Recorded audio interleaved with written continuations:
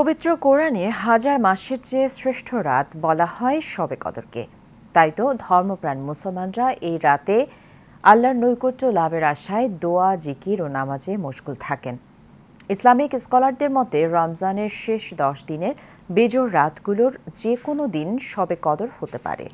নির্দিষ্ট করে বলা না গেলেও নানান সব কারণে 27 রমজানের রাতকে শবে কদরের রাত ধরে ইবাদত বন্দিগি করেন ধর্মপ্রাণ মুসলমানরা। এই রাতের ফজিলত এবং গুরুত্ব নিয়ে বিস্তারিত জানাচ্ছেন কাউসার আহমেদ।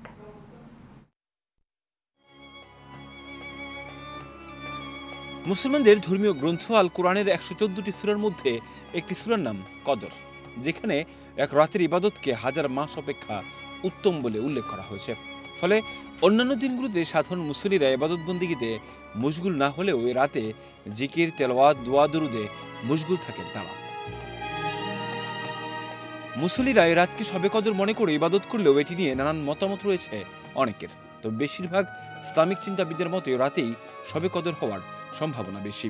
কোরআন নাজিলের এই মাসে অন্যান্য যে কোনো সময় ইবাদতের চেয়ে বেশি গ্রহণযোগ্য এবং সোয়াবের বলে জানান তারা। ভাগ্য নির্ধারণ, পাপ মোচন এবং কল্যাণ লাভের এক অনন্য রাত হওয়ায় সারা দেশে যথাযোগ্য মর্যাদা ও ভাবগাম্ভীর্যে পবিত্র লাইলাতুল কদর পালন করবেন ধর্মপ্রাণ মুসলমানরা। কাউসার আহমেদ, এশিয়ান টেলিভিশন, ঢাকা।